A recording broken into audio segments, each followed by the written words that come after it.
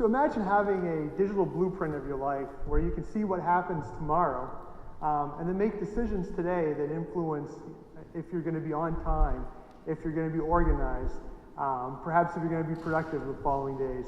That's exactly how intelligent machines are influencing manufacturing today throughout our factories. Next slide. If you take a look at our global manufacturing, the U.S. right now is experiencing global manufacturing pressure, and our market share is continuing to be challenged, as you can see here. Next slide. This is really leading to an increasing skills gap throughout the manufacturing industry because we have a shortage of skilled labor, and then this eroded margin for our manufacturing continues to suppress our pipeline of talented engineers and skilled workers. It's estimated that 10 million new skilled workers are going to be needed by 2020. We take a look at some major milestones throughout history of manufacturing. First, in the 1900s, we saw the Industrial Revolution, where you had to transition from hand labor to machines.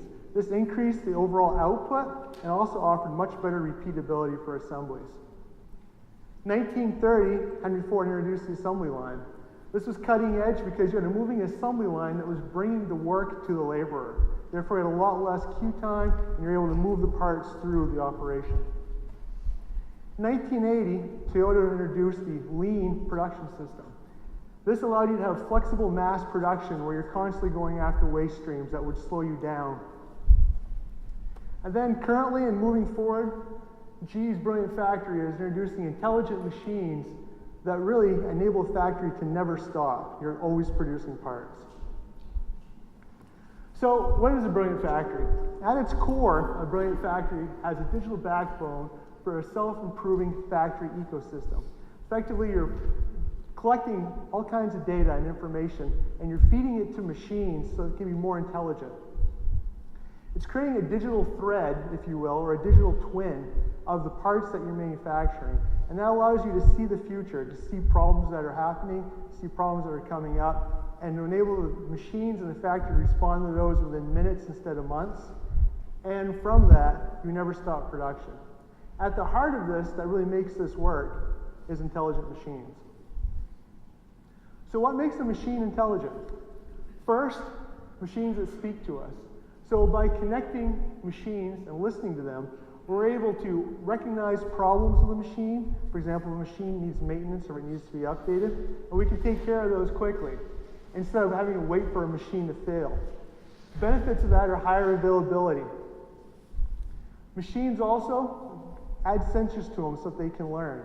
Make it so that the learning, make it so that they have sensors and learning algorithms so they can automatically make adjustments to the part as they're processing it, react to distortion, react to temperature and vibrations during the manufacturing process. And that benefits you by improved quality of the part and reduced scrap. And finally, make machines that are adaptive. So add vision and tactile sensors to machines so that they can find parts and process them on their own. So there's a lot less cycle, a lot less queue time on those machines. And your benefits, obviously, are rapid part selection and setup. So what's my contribution to this? So my contribution is giving machines the power to speak. So devising strategies that connect machines and gives them an electronic voice so they can communicate with us and automatically tell us when something's going wrong or if something needs attention. To listen to the machines and get insights from them so you have unattended knowledge discovery of something that may be happening within your process, something may be happening within your factory. And then partnering with machines, literally partnering with machines to get optimized. So optimize your factory so that you're more competitive and more agile. So this here is how I'm applying science to make the GE Bangor factory here in Maine a world-class factory that is not only brilliant, but is also 25% cheaper than emerging countries such as China. Thank you.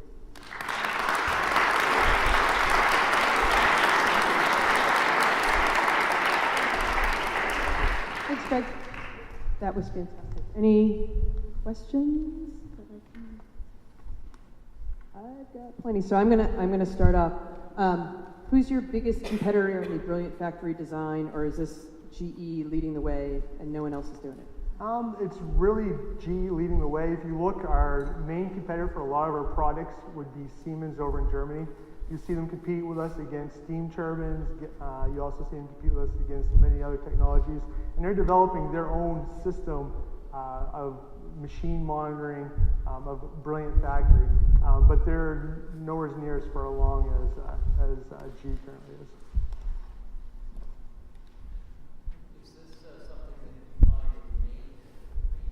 Yes, yes. So all of our machines in the factory are connected. We can log in from our cell phone. We can see what's happening. We have a rule-based system so that we have certain events that are detected from sensors on the machine, for example, vibrations, loads, etc. And they'll alert us to if they need maintenance, if something's going wrong, and we'll even compare themselves to historical baselines to let us know that maybe something's happening, like a bearing's going bad, a motor, etc. Yes. So entrepreneurial terms like lean and agile usually indicate that there's going to be a smaller workforce. Yep. I'm curious about GE's commitment to keep people and their skills at pace with your product. That's a great question. So if you look at Bangalore, for example, we're seeing year-over-year growth of better than 5%. We've gradually increased our workforce and then farmed more work insourced it from other countries such as China, such as Italy, etc., Mexico. So we're bringing more work in, we're gradually growing our workforce, we're more productive, we're producing more parts. So it's people working with the machines, not machines replacing people.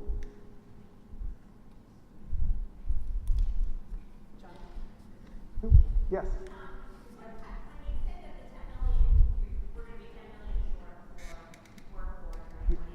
Yes. Yep.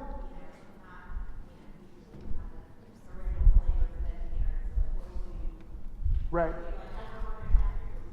Right. So her question was, 10 million people. What skills? What skills are you short? Well, that's engineering. All engineering disciplines, whether it be manufacturing, electrical, aerospace, spatial, all the different engineering disciplines, but also trades such as NC machining, CAD programmers, machinists, skilled machinists, laborers, etc. Those are all the skills that we're losing, and a lot of those programs are apprenticeship type programs as well from like local trade schools.